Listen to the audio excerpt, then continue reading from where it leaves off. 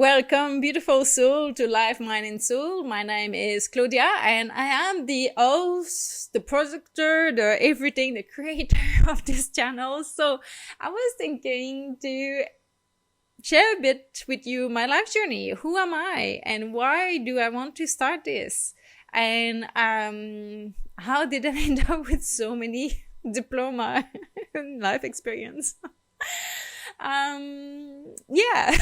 So I would try to keep this chart short, and I do realize I do a lot of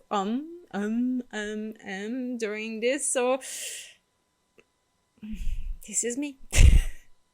Let's dive in and go into the obvious. English is not my first language. I'm actually Quebecois, so my first language is French.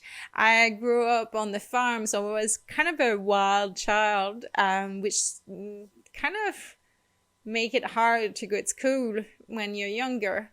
And it was even harder school for me because I was dyslexic and I didn't know about it. I didn't really have any support. They kind of knew that it was something that was kind of slow to learn. But it was more like I'm a dumb ass than anything else. I was struggling, but not enough to have ongoing support. So I was kind of devoid of the fucking box that they put you on, and you just don't fit in any, and you're just like there. That's what I was, and I guess that's why I never liked to be in a box and doing what others doing or what society expect you to do. So coming back into this, I totally failed my high school degree. I decided to go to do a certification as a chef because of it, which I like cooking, but I honestly didn't thought I would be doing that all my life, but I just needed to get out of the house, go studying and do something. So I went to do that. I don't regret it. It was great. It also allowed me to finish my high school degree in nighttime. And after that 1.5 year program, I decided to do another program in Canada that's called Katimavik. And that was really to improve my English. I was really bad in English. It was yes, no, toaster. I do not learn well sitting and learning like this. It has to be immersed. That's how I learned my Spanish when I was 11. And I was like, that's what I need for my English. So I went to do that program and it was great. And it also, because you had to do volunteer work, and it also showed me how much I loved to help, and especially kids at school. For me, that was that in the beginning, to really help kids at school, because I just knew what it was, like how it can feel. And so I went back to Canada, to home after this program, and I decided to register to college to have a degree in counseling, special need counseling. And it was not just to help kids, it was to really help any human being with difficulty. Love that program. It was really hands-on, creating activities and be on the ground with the people. And I kind of discovered another marginal group, which was homeless and drug addiction and mental health. And it just really like, oh, wow, because I kind of understood how they didn't feel like they belong. That was just like, I just knew them in a way. Fun fact. That place where I work and did my internship was in a school. Life, when you ask, you receive, and maybe in ways that you didn't expect, but you receive. So I ended up working in that school or organist that helping people with trouble with homeless, drug addiction, and ex-convict. That was a really mental health. It was a mixed bag of really people that was struggling. We were really trying to kind of break the stigmas and even other ways to help people, which once again, breaking boxes and boundaries and everything. It was great. It was kind of a big free fall in a way from like school to this. And it was really because he's so much suffering that you kind of really want to help. And I made the mistake, as a lot of professional can do, a counselor or is to not respect my boundaries properly, and I give so much energy, way too much, and I got really, really tired. So I kind of decided after a good 3 years working there to step back and take a year and a half go traveling. That was another dream of mine to do. I did a lot of traveling, but it was just more for a few months in there. I really wanted to go a big backpack traveling. That was my younger dream, if I can say. I was 26 by then, but I was like, it's now or never. I'm going. It's a great time. I needed change. I didn't feel that I have the energy to do that in a full-time job. And I had the money to just make it happen, go traveling experience. So I just went in an adventure to rediscover myself, to come back with myself. It was kind of the Eat, Pray and Love, which is actually the first English book that I read on a trek in New Zealand. So, so I ended up going in New Zealand, first, thinking I'm going to go the furthest away from Canada and then make it my way back up. Here I am in Australia. That was 11 years ago, even more than that. So, coming back.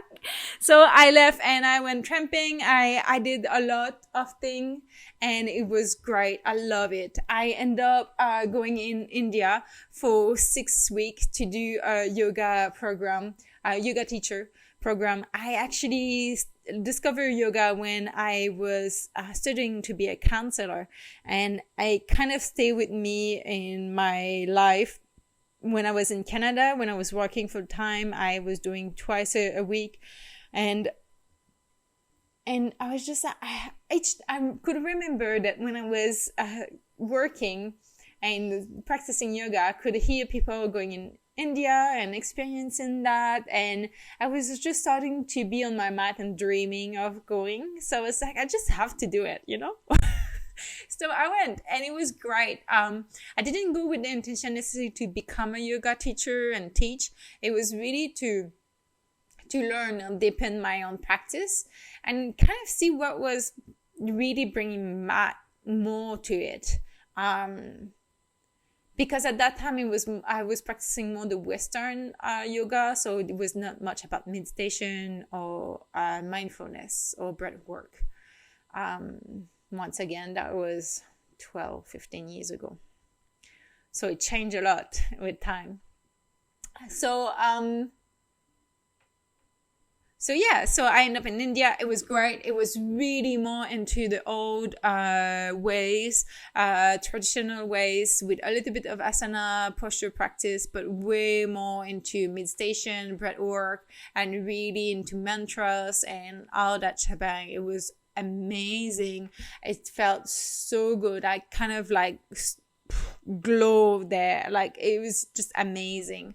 I actually went back to Canada after that, and a lot of people didn't recognize me. It was like, oh my God, that's you. Wow. So that was great. I felt so good. It was just like, wow, this is why I left, you know. This is me. It's so good. And then I went back to Australia because I started a relationship with the guy, and I really enjoyed it. And I was like, I can keep traveling. Like, I wanted to come back a year and a half, but at the same time was open to see what happened in my life. So I was working in a remote space, and just like that, they were looking for someone that could help out in teaching yoga. So I started to teach a little bit of yoga also. And so I ended up injuring myself quite badly in doing my own practice of yoga, trying to push myself a little bit too much. And I overstretched my back muscle, and it was bad. I could not walk for a week. My muscle was spasming so much. I was struggling to go to the toilet. Like, my partner was finding me on the ground crying because I could not get on time. So yeah, that was a hard time. And that's one maybe of my regret. Like, I wish I ask for, or I get help more for that back straight away. But at the same time, I regret where it led me to really seek more answers to how to heal myself. And it put me in a space where I was struggling in any sphere of my life because my back pain was so big, so present, that it was taking all my energy, that I could not focus on any other sphere. So that was pretty much like surviving my back pain and then see what else I can do. And it kind of bring me back into the day-to-day life, but it also made me experience a lot of anxiety about that also, and that more difficult time, I would say. And so with that, I really went back in trying to find other ways to heal my back, to make it more better. Even if I got injured with yoga, I use yoga to heal also. So I discovered different method. That's how I discovered a little bit more on the yin yoga and the Yevanga yoga. So I did a lot of that. And just experimenting with different teachers because I was still traveling, moving a lot. So each time I was going in other classes and just really learning a lot about the techniques. How can I have a safe practice? Because then I was not really wanted to teach anymore because I was scared. Like, if I injure myself, like, I can injure someone else. I need to really learn more. In a way it's true, but in another way it's also the person that practice, if they push themselves too much, it's how out of my hand. What can I do? It's just advice. So yeah, that was kind of cool in a way. And by not chasing, but experiment, by trying different yoga, seeing different vision, different ways, it kind of I created my own, in a way, taking out everything that really that was resonating with me, that I felt good for my body. So yeah, no, it was great. And this is how I discover the more holistic part of the practice, in a way, because I met a teacher in Bali, and I just love the way that she teach, and I could feel that there was something, just my body was reacting to her adjustment. It was just amazing.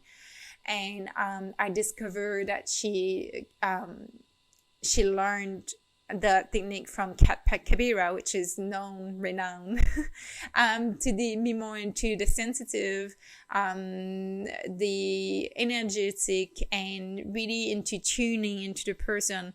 And it was just really, I was like, I want to learn this. It was just really, I want to learn this. I don't know why, but I need to learn this. So through some Google search, I discovered that she was doing a training, and I just like, I have to do it. And at that time, like, I was living on a yacht. I didn't really have much money, and I was like, okay, I'm going back to Australia. I'm making a bunch of money, and in a short time, I'm going to that course. And they moved that course from Bali to Costa Rica, and I was in Darwin. So for me, it was not really expensive flight. I was, I can make it and stuff like that. And I don't know, life is just want to challenge you sometimes. And the course moved to Costa Rica. I was like, fuck it, I really want to go. Sorry, my language. I really want to go. And yeah, I made it. and it just blew my world. It was just like amazing how it just, more you do and work with yourself and more you learn about yourself, more you go layers and layers, and it just shatters a layer of me that I just opened so much, and it was something. Yeah, and it kind of so that was in 2018. And with that, I learned more, and I did some course to use that, and etc. etc. And it really, at some point, I was like, this is really what I'm been looking for. Like, it complete everything that I'm been through my life, from studying to be counselor and help kids at school, to really going out that journey to challenge myself, discover, change, and this is just like the thing that I needed to unfold everything. In a way, I really felt that, and I felt that it take away some of the hopelessness that you has as a therapist in some ways, because there is so much suffering sometimes, and there is so much effort that you can give to or help out to a certain degree. But there is also a layer that it's beyond the conscious, that it's beyond the physical, that it's beyond everything. And I think that's it. And we all name it differently. We all work indifferently. But I think it's really the energetic sphere of it. So yeah, so that's been a bit my journey into why I combine everything together. For me, I feel like that we are really a 360 human being, like physically, but also more than that. And we cannot just use one sphere of us or one part of us, and you can, like, you can take one sphere and feel better, but if you work a bit on this one and this one and this one and this one and this one, it just make it more own in a way. So yeah, that's a little bit my journey, and how do I end up really into a lot of change into my life, and why I believe change is really important in a way, and that I understand how it can be scary and hard, and why I end up with ailing, and why I like teaching. I just like sharing. Teaching for me is sharing knowledge, and I love that I had so much people that share their knowledge with me and help me out in life. And this is what I really hope to do with this channel: create a community and share. And I know that a lot of the subject you can find it on YouTube in different ways, but I know that at some point the way that you say things can be really impactful, and just your way and your message gonna be dropped in the right time and the right words that person needs to, and it may click on. So if I can help just one person, I achieve my goal, and that's all I ask. And so yeah, so if you want to stick around and enjoy this ride and journey, you are welcome, and please share if you think that may help someone also. So that's who I am and why I start this channel. So hope you enjoy. I know it's a bit of a longer one. I'm trying to keep those videos usually a bit shorter to make it more digestible. So this is a bit of a longer one, but this is pretty much my journey and how I am and why I am starting Life, Mind and Soul. And yeah, So subscribe if you want to see more videos. It's really weird. Sorry, I'm new in this thing.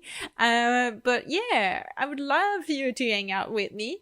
And if you have any people that you would like to share this with, and if you have also subject that you would like to hear, it would be great. So until next, have a beautiful, beautiful, beautiful day with kind thought towards yourself.